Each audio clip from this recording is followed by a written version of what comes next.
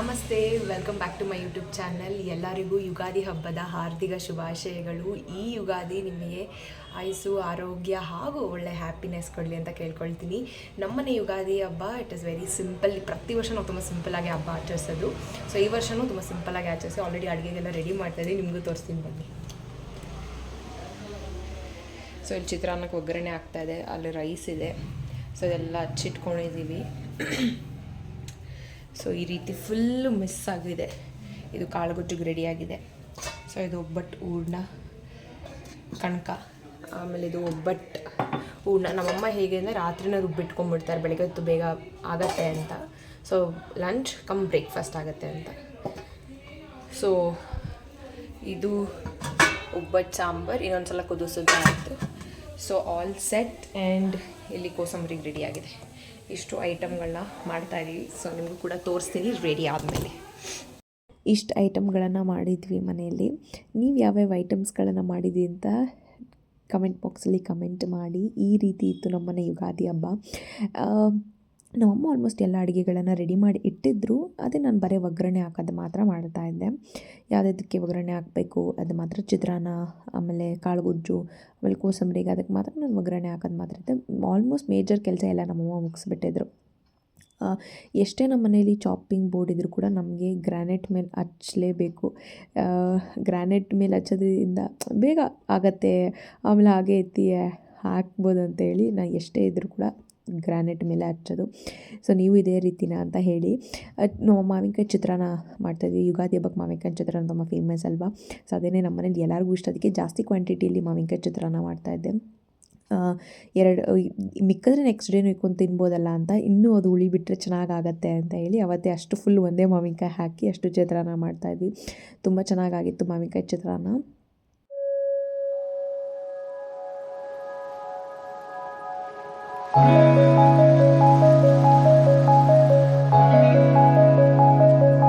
ಇಲ್ಲಿ ಯಾವುದೇ ರೆಸಿಪಿ ನಾನು ಡೀಟೇಲಾಗಿ ತೋರಿಸ್ತಾ ಇಲ್ಲ. ಎಲ್ಲರ ಮನೇಲೂ ಮಾಡುವಂಥ ಹಬ್ಬದ ಅಡುಗೆನೇ ನಮ್ಮ ಮನೇಲೂ ಮಾಡಿದ್ದಿದ್ದು. ಇವಾಗ ಅದನ್ನ ಸೈಡ್ ಎತ್ತಿಕ್ಕಿ ಕಾಳುಗೊಜ್ಜಿಗೆ ರೆಡಿ ಮಾಡೋಣ ಅಂತ ಅಂದ್ಕೊಂಡು ಅದೇ ಟೈಮ್ ಅಮ್ಮ ಬಂದು ಇದು ಮಾಡು ಅದು ಮಾಡು ಅಂತ ಹೇಳ್ತಾಯಿದ್ರು, ಇನ್ಸ್ಟ್ರಕ್ಷನ್ಸ್ಗಳನ್ನ ಕೊಡ್ತಾಯಿದ್ರು. ಸೊ ಅದೇ ಪ್ರಕಾರನೇ ಮಾಡ್ತಾಯಿದ್ದೆ ನಾನು. ಆಮೇಲೆ ಅದು ಇದು ಏನಾದ್ರು ಹೆಚ್ಚು ಕಡಿಮೆ ಆಗ್ತಾಯಿದ್ರೆ ಆಮೇಲೆ ಅದಕ್ಕೂ ಬೈತಾರೆ, ಆಮೇಲೆ ಬೈಸ್ಕೊಳ್ಬೇಕಂತೇಳಿ ಅವ್ರು ಹೇಳ್ದಾಗೆ ಮಾಡ್ತಾಯಿದ್ದೆ. ಆಮೇಲೆ ಕಾಳುಗೊಜ್ಜಿಗೂ ಆಲ್ಮೋಸ್ಟ್ ರೆಡಿ ಮಾಡಿಟ್ಟಿದ್ರು. ನಮ್ಮನೇಲಿ ಕಾಳುಗೊಜ್ಜು ಆಲ್ಮೋಸ್ಟ್ ನಮ್ಮನೆ ಎಲ್ಲರಿಗೂ ಇಷ್ಟ ಆಗುತ್ತೆ. ಜೊತೆಗೆ ಏನಂದರೆ ಚಿತ್ರಾನ್ನಕ್ಕೆ ಕಾಳುಗೊಜ್ಜು ಇಸ್ ದ ಬೆಸ್ಟ್ ಕಾಂಬಿನೇಷನ್. ಚಟ್ನಿ ಇಲ್ಲಾಂದರೆ ಕಾಳುಗೊಜ್ಜು ಹಾಕಿ ಮಾಡಿದರೆ ಯಾರು ನೀವು ನೆಕ್ಸ್ಟ್ ಟೈಮ್ ಟ್ರೈ ಮಾಡಿ, ತುಂಬ ಚೆನ್ನಾಗಾಗುತ್ತೆ. ಫುಲ್ ಮಸಾಲೆ ಹಾಕಿ ಮಾಡೋದ್ರಿಂದ ತುಂಬ ಚೆನ್ನಾಗಾಗುತ್ತೆ. ಸೊ ಅದಕ್ಕೆ ಬೇಕು ಒಗ್ಗರಣೆ ಅಂತ ಹೇಳಿ ಅದಕ್ಕೆ ಒಗ್ಗರಣೆ ಮಾಡ್ತಾಯಿದ್ದೆ. ಏನಿಲ್ಲ, ಜಸ್ಟ್ ಸಿಂಪಲ್ಲಾಗಿ ಎಲ್ಲ ಕಾಳುಗಳನ್ನು 5-6 ಕಾಳುಗಳನ್ನೆಲ್ಲ ನೆನೆಸಿ ಓವರ್ ನೈಟ್ನ ಸೋಕ್ ಮಾಡಿಟ್ಟು ಅದೇ ಟೊಮೆಟೊಗೆ ಸ್ವಲ್ಪ ಖಾರದ ಪುಡಿ, ಮನೇಲಿ ಮಾಡೋ ಸಾಂಬಾರು ಖಾರದ ಪುಡಿನೇ ಹಾಕಿ ಸ್ವಲ್ಪ ಕಾಯಿ ಹಾಕಿ ಸ್ವಲ್ಪ ಕಾಳು ಏನೇ ಸ್ವಲ್ಪ ತಿಕ್ನೆಸ್ ಬರಲಿ ಅಂತ ಹೇಳಿ ಕಾಳು ನಾವೇನು ಕೂಸು ಅದೇ ಕಾಳನ್ನ ಇಲ್ಲಿ ಆ್ಯಡ್ ಮಾಡಿಕೊಂಡು ಕೂಗಿಸ್ತಾ ಇದ್ದೀವಿ ಕಾಳನ್ನ. ಈಗ ಚಿತ್ರಾನ್ನಕ್ಕೆ ದೇವ್ರ ಮನೇಲಿ ಪೂಜೆಗೋಸ್ಕರ ಚಿತ್ರಾನ್ನ ಕಲಿಸ್ತಾ ಇದ್ದೆ ನಾನು. ಎಷ್ಟು ಬೇಕೋ ಅಷ್ಟು ಕಲಿಸಿ ಮಿಕ್ಕಿದ್ದು ಬೇಕಾದ್ರೆ ಮಧ್ಯಾಹ್ನ ಮೇಲೆ ಬೇಕಂದರೆ ನೋಡ್ಕೊಳ್ಳೋಣ ಅಂತೇಳಿ. ಈ ಚಿತ್ರಾನ್ನ ಗೊಜ್ಜು ಆಲ್ಮೋಸ್ಟ್ ನಮಗೆ 2 ಡೇಸ್ ಬಂತು. ಹಬ್ಬದ ದಿವಸ ಅದಾದಮೇಲೂ ತುಂಬ ಚೆನ್ನಾಗಾಗಿತ್ತಲ್ಲ, ಎಲ್ಲರೂ ಇಷ್ಟಪಟ್ಟು ತಿಂದ್ವಿ ನಾವು. ಆಮೇಲೆ ಮಾವಿನಕಾಯಿ ಚಿತ್ರಾನ್ನ ಒಂದು ದಿವಸ ಆದಮೇಲೆ ಇನ್ನೂ ತುಂಬ ಚೆನ್ನಾಗಾಗುತ್ತೆ. ಸೊ ಅದೆಲ್ಲ ಮುಗಿಸಿ ಇವಾಗ ಒಂದೊಂದೇ ಏನು ಸಾಂಬಾರು ನಮ್ಗೆ ಆಲ್ರೆಡಿ ತೋರಿಸಿದ್ನಲ್ಲ, ಸಾಂಬಾರನ್ನೆಲ್ಲ ಕುದಿಸಿ ರಾತ್ರಿಯೇ ಮಾಡಿಟ್ಟಿರ್ತಾರೆ. ನಮ್ಮ ಅಮ್ಮಗೆ ನಾನು ಸಪೋರ್ಟ್ ಮಾಡಿ ರಾತ್ರಿಯೇ ಸಾಂಬಾರು ಕೂಡ ಮಾಡಿಟ್ಬಿಟ್ಟಿದ್ವಿ. ಅದು ಯಾಕಂದರೆ ಹುಣ್ಸೆಹಣ್ಣೆಲ್ಲ ಹಾಕಿರ್ತಾರಲ್ಲ, ಒಂದು ದಿವಸ ನೀಟಾಗಿ ಕುದ್ರೆ ಚೆನ್ನಾಗಾಗುತ್ತೆ ಅಂತೇಳಿ ನೈಟೇ ಮಾಡಿಟ್ಟಿದ್ವಿ. ಸೊ ಅದೆಲ್ಲ ಮುಗಿಸ್ಕೊಂಡು ಮನೇಲಿ ಎಷ್ಟೇ ಜನ ಇದ್ದರೂ ಹಬ್ಬ ಹರಿದಿನ ಟೈಮಲ್ಲಿ ಎಷ್ಟು ಜನ ಇದ್ದರೂ ಸಾಲಲ್ಲ. ಸೊ ನಮ್ಮಮ್ಮ ದೇವ್ರ ಪೂಜೆ ನೋಡ್ಕೊಳ್ತಾಯಿದ್ರು, ನನ್ನ ತಂಗಿ ದೇವ್ರ ಪೂಜೆ ಮಾಡ್ತಾಯಿದ್ಲು, ಹೆಲ್ಪ್ ಮಾಡ್ತಾಯಿದ್ಲು. ಸೊ ಅದಕ್ಕೆ ಅಷ್ಟೊತ್ತಿಗೆ ಪಾತ್ರೆನೂ ಇತ್ತು, ಅದನ್ನೆಲ್ಲ ತೊಳೆದಿಕ್ಬಿಟ್ರೆ ಒಂದೇ ಸಲ ಊಟಕ್ಕೆ ಕೂತ್ಕೊಬೋದು ಅಂತ ಹೇಳಿ ಎಲ್ಲ ತೊಳೆದು ಕ್ಲೀನ್ ಮಾಡಿದೆ ಅಡುಗೆ ಮನೇನ. ನಮ್ಮ ಮನೇಲಿ ಮಾಡಿದಂಥ ದೇವ್ರ ಪೂಜೆ ಆ ಕ್ಲಿಪ್ಪಿಂಗನ್ನು ನಿಮ್ಗೆ ಆ್ಯಡ್ ಮಾಡ್ತಾಯಿದ್ದೀನಿ ನೋಡಿ. ನನ್ನ ತಂಗಿನ ಎಲ್ಲ ದೇವ್ರ ಪೂಜೆನ ಮಾಡಿಟ್ಟಿದ್ಲು. ಆದಮೇಲೆ ಬೇವು ಬೆಲ್ಲ ಕೊಡು ಅಂತ ಹೇಳಿದೆ. ಸೊ ಅವಳು ಬೇವು ಬೆಲ್ಲ ಎಷ್ಟು ಕೊಡಲಿ ಅಂತ ಹುಡುಕ್ತಾ ಇದ್ದಾಳೆ. ಎಷ್ಟು 1 ಬೆಲ್ಲ ಕೊಟ್ಟು 2 ಬೇವು ಕೊಟ್ಟಳು. ನನಗನ್ನಿಸ್ತು ಅಷ್ಟೇ ನಾವು ಬೇವು ಬೆಲ್ಲ ತೊಗೊಳ್ಳಿ ಏನೇ ಮಾಡಿದ್ರು ಕೂಡ ಅಲ್ಲಿ ಈ ರೀಸನ್ ಬಂದು ಕಷ್ಟ ಸುಖ ಎರಡೂ ಕೂಡ ವರ್ಷ ಇಡೀ ಸಿಕ್ಕಲಿ ಅಂತ. ಬಟ್ ನನಗನ್ಸಿದ್ದು ಎಷ್ಟೇ ಬೇವು ತಿನ್ನಲಿ ಎಷ್ಟೇ ಬೆಲ್ಲ ತಿನ್ನಲಿ ನಮ್ಮ ಹಣೆ ಬರಹದಲ್ಲಿ ಏನು ಬರ್ತಿದ್ದು ಯಾವತ್ತೂ ಕೂಡ ಚೇಂಜ್ ಮಾಡೋಕ್ಕಾಗಲ್ಲ ಅಂತ. ಬಟ್ ಕೊಟ್ಟಳು, ನಾನು ತಿಂದೆ. ಬಟ್ ಮುಂಚಿನಷ್ಟು ಬೇವು ಇಷ್ಟು ಕಹಿ ಇರಲಿಲ್ಲ ಅಂತ ನನಗನ್ನಿಸ್ತು. ಪ್ರತಿ ವರ್ಷಗಳಿಗಿಂತ ಅಷ್ಟು ಬರ್ತಾ ಬರ್ತಾ ಎಲ್ಲ ನಾವು ಕೆಮಿಕಲ್ಸ್ ಹಾಕಿ ಬೆಳೆಸ್ತಾ ಇರೋದ್ರಿಂದ ಮೋಸ್ಟ್ಲಿ ಬೇವು ಕೂಡ ಕಸರೆ ಅಷ್ಟು ಕಡಿಮೆ ಆಯಿತು ಅಂತ ಅನಿಸ್ತು. ನಮ್ಮ ಅಮ್ಮನೂ ಕೂಡ ಹೌದು ಅಂತ ಹೇಳ್ತಾಯಿದ್ರು. ಸೊ ಈಗ ಮೇಜರ್ ಪಾರ್ಟ್ ಹಬ್ಬದ ಬಂದು ಹೋಳ್ಗೆ. ನಮ್ಮಮ್ಮಂಗೆ ಹೂರ್ಣ ಎಲ್ಲ ಚೆನ್ನಾಗಿ ಕಲಸಿ ಮಾಡ್ತಾರೆ. ಬಟ್ ಕಣ್ಕ ಕಲಸಾದ್ಮೇಲೆ ಅವ್ರಿಗೆ ನೀಟಾಗಿ ತಟ್ಟಕ್ಕೆ ಬರಲ್ಲ. ಒಂದು 2-3 ಸಲ ಕಿತ್ತಿ ಹೋಯಿತು. ಬಟ್ ದೇವ್ರ ಪೂಜೆಗೆ ಒಂದು ನೀಟಾಗಿ 2 ತಟ್ಟೆ ಇಟ್ಕೊಂಡ್ರು. ಬಟ್ ಒಬ್ಬಟ್ಟು ಮಾತ್ರ ತುಂಬ ಚೆನ್ನಾಗಿ ಬಂದಿತ್ತು. ತುಂಬ ಸಾಫ್ಟಾಗಿ ಸಖತ್ತಾಗಿ ಮಾಡಿರೋ ಒಬ್ಬಟ್ಟು ಮಾತ್ರ. ಬಟ್ ಅದು ಶೇಪ್ ಮಾತ್ರ ನೀಟಾಗಿ ಬಂದಿಲ್ಲ. ನೆಕ್ಸ್ಟ್ ಡೇ ಬ್ಲಾಗ್ ಇದು. ನಾವು TTDಗೆ ಹೋಗಿದ್ವಿ. ಮಲ್ಲೇಶ್ವರದಲ್ಲಿದೆಯಲ್ಲ TTD, ಅದಕ್ಕೆ ಹೋಗಿದ್ವಿ. ಇದಕ್ಕೆ ಹೋಗೋ ಮೇನ್ ರೀಸನ್ ಬಂದು ನಾವು ಹಬ್ಬ ಮುಗಿಸ್ಕೊಂಡು ತಿರುಪತಿಗೆ ಹೋಗೋ ಪ್ಲ್ಯಾನ್ ಇತ್ತು. ಎವ್ರಿ ಇಯರ್ ಹೋಗ್ತೀವಿ, ಬಟ್ ಲಾಸ್ಟ್ ಇಯರ್ ಸಮ್ ರೀಸನ್ಸಿಂದ ಹೋಗೋಕ್ಕಾಗಲಿಲ್ಲ. ಬಟ್ ಈ ಇಯರ್ ಹೋಗೋಣ ಅಂತ ಅಂದ್ಕೊಂಡು ಎಲ್ಲ ಬುಕ್ಕಿಂಗ್ ಎಲ್ಲ ಆಗಿತ್ತು. ಬಟ್ ಈಗ ಪ್ಯಾಕೇಜನ್ನು ಕ್ಯಾನ್ಸಲ್ ಮಾಡಿದ್ದಾರೆ. ಎವ್ರಿ ಇಯರ್ ಪ್ಯಾಕೇಜ್ಗೆ ಹೋಗ್ತಾ ಇದ್ವಿ, ತೆಗೆದುಬಿಟ್ಟಿದ್ದಾರೆ ಅಂತ ಹೇಳಿದ್ರು.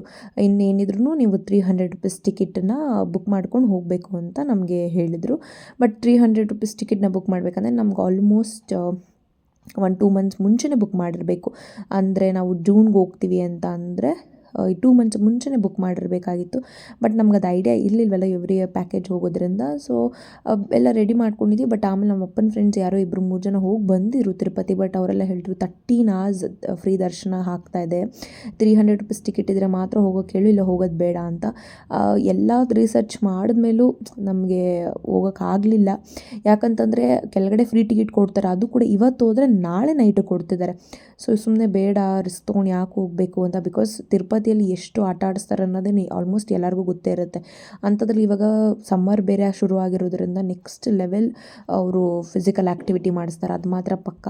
ಅದಕ್ಕೆ ಸುಮ್ಮನೆ ಯಾಕೆ ಹೋಗೋದು ಬೇಡ, ನೆಕ್ಸ್ಟ್ ನಾವೇ ಟಿಕೆಟ್ ಏನಿದೆ ಅದು ಬುಕ್ ಮಾಡ್ಕೊಂಡು ಹೋಗೋಣ ಅಂತ ಹೇಳಿ ಡಿಸೈಡ್ ಮಾಡ್ಕೊಂಡ್ವಿ. ರೂಮ್ ಎಲ್ಲ ಆಲ್ಮೋಸ್ಟ್ ರೆಡಿ ಇತ್ತು.